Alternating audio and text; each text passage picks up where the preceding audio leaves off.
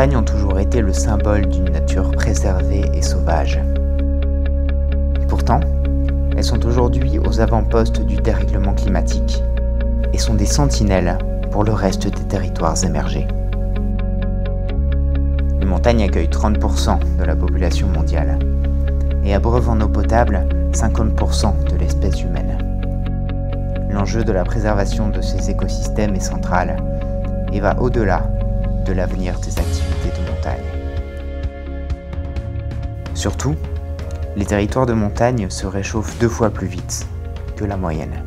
Pour souligner l'importance des montagnes dans le cadre des négociations climatiques internationales de la COP21, chercheurs, sportifs, élus, journalistes et responsables associatifs se rassemblent pour lancer l'appel Montagne et Climat et porter une voix commune basée sur les conclusions du livre vert de la montagne. Soutenons cet appel, changeons nos pratiques et mobilisons-nous collectivement pour les montagnes de demain. Le changement climatique est un phénomène qui est très insidieux, au sens où il ne se voit pas. C'est quelque chose qui ne se perçoit pas, qui se passe sur de très longues années. Les montagnards, qu'ils soient alpinistes ou habitants de la montagne, sont particulièrement conscients des effets des changements climatiques. La montagne est déjà le lieu des changements et des bouleversements climatiques. Donc quand on vit en montagne, quand on pratique des sports de montagne, quand on est en montagne, on en est déjà témoin, ça vient nous toucher plus profondément. Les montagnes, c'est un peu comme des sentinelles.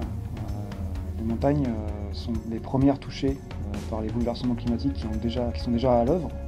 On voit les glaciers fondre à toute vitesse, on voit des éboulements, on voit tout un tas de phénomènes qui changent à l'échelle de quelques années. C'est aujourd'hui l'endroit où on peut voir de nos propres yeux les évolutions de la manière la plus flagrante.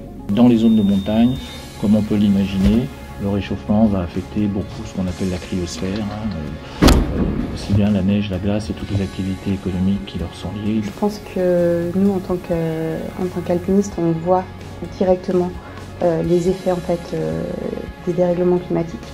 Et je pense que c'est important qu'on se mobilise tous maintenant. Il est important que cette mobilisation soit forte, parce que plus elle sera forte et plus les responsables politiques seront vraiment obligés de faire quelque chose. La montagne elle-même et ce qu'on peut y vivre est pour nous une source d'inspiration, une source d'expérience. Des situations où on a besoin de courage, on a besoin de trouver la voie, on a besoin de solidarité, on a besoin d'audace, on a besoin aussi de se faire plaisir dans des endroits où c'est pas forcément facile.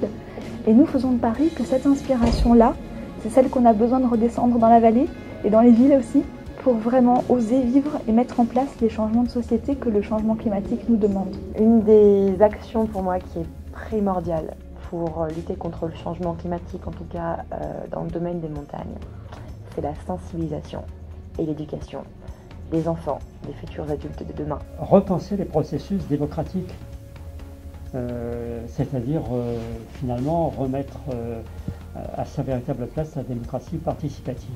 Redessiner les relations entre la ville et la montagne. Repenser la production et la consommation énergétique en montagne. Désinvestir les projets reposant sur l'exploitation abusive des énergies fossiles et leur utilisation. Réinventer notre façon d'habiter la montagne. Consommer les produits courts et les produits de la montagne. Repenser les activités humaines comme un temps interconnecté et relié à l'environnement. Penser autrement et librement. Mettons la montagne au cœur de la COP21. Mettons la montagne au cœur de la COP21. Mettons la montagne au cœur de la COP21. Signons tous l'appel pour le climat, c'est important.